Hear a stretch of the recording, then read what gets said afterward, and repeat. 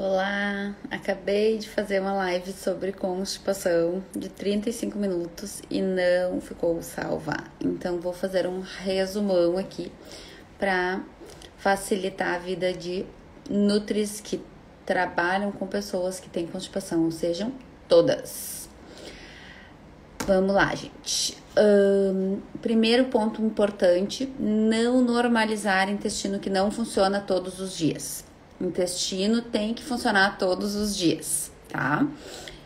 É muito importante que a gente entenda que armazenar fezes no intestino faz com que a gente tenha mais risco de desenvolver determinadas doenças que são provenientes da disbiose, né? Então, como doenças autoimunes, como alergias, como as doenças do próprio intestino, como pólipos, diverticulite, hemorroidas, como câncer de cólon. Então, constipação não é normal, tá? O intestino tem que funcionar todos os dias.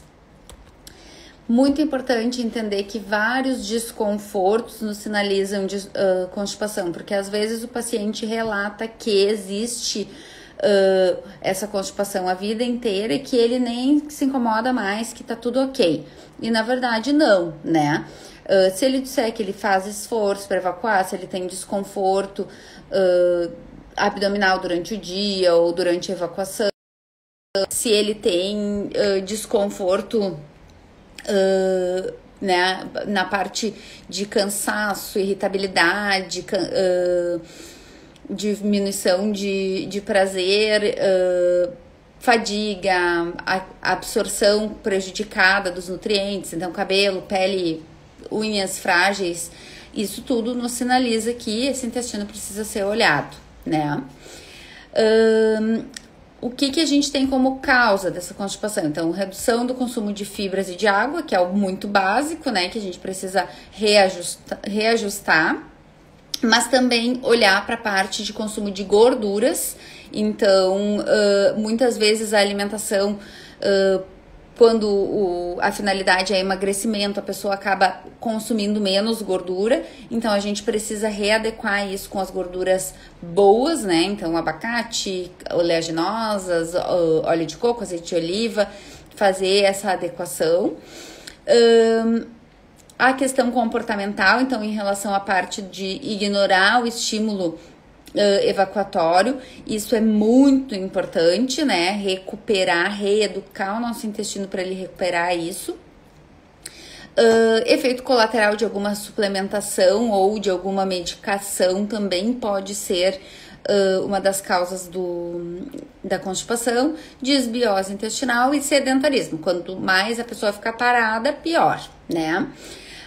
Questões psicológicas relacionadas às crenças em relação à parte de evacuação, anormalidades metabólicas, como por exemplo hipotireoidismo, na gestação, a própria síndrome do intestino irritável, né? E as próprias consequências da constipação também podem ser causas, como por exemplo as hemorroidas e as fissuras anais, que fazem com que a pessoa tenha dor e ela desiste de evacuar por não sentir dor. Tá? Tratamento nutricional, então. Adequar fibras e água.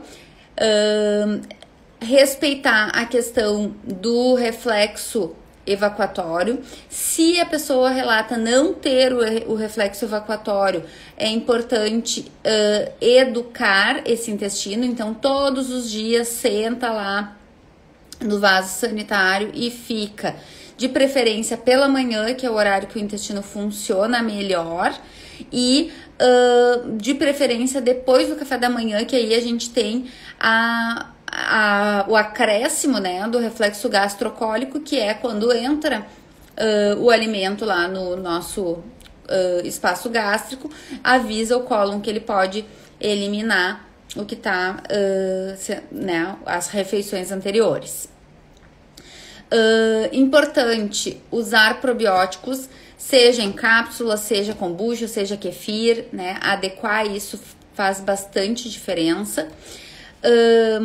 Usar pro e pré-bióticos, então psyllium, linhaça, plantago, foz, inulina, o mix de fibras que for possível, né? Então, pectina, goma guar, polidextrose. Quanto mais a gente conseguir fazer esse mix através da alimentação ou através de módulos de fibras, melhor para o intestino. A gente vai deixar essas fezes mais macias, mais volumosas e mais fáceis de eliminar. A questão relacionada a movimentação, então atividade física, caminhar depois um pouquinho, né? Depois das refeições, não ficar o dia todo sentado, parado. Não ignorar o desejo de evacuação, então sempre que sentir necessidade tem que ir para recuperar esse estímulo, esse reflexo. Sentar no vaso sanitário na posição simulando cócoras, então eleva as pernas e projeta o tronco para frente, tá?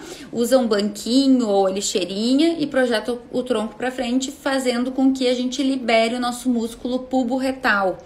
Isso vai também facilitar a evacuação e principalmente evitar a sensação de esvaziamento incompleto, tá?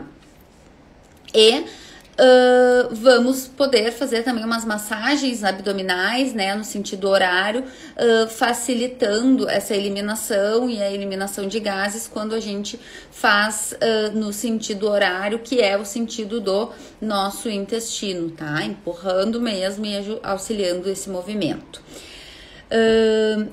Mais ou menos isso que tínhamos conversado na live de 35 minutos que não ficou gravada. Dúvidas, estou à disposição. Importante considerar bastante a questão comportamental, tá?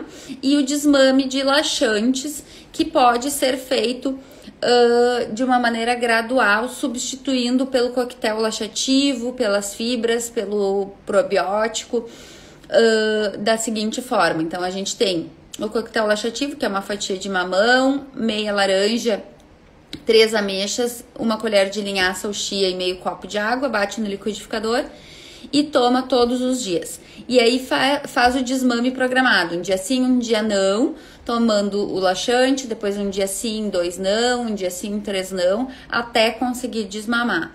Isso com acompanhamento do nutricionista, com acompanhamento do médico que prescreveu, fazendo de repente a troca do laxante que é irritante de mucosa, como por exemplo aqueles à base de sene, por algum que seja à base de fibras, né? Que a gente tem vários à base de psyllium, por exemplo, para que a gente tenha mais saúde intestinal. Saúde intestinal é vida, tá?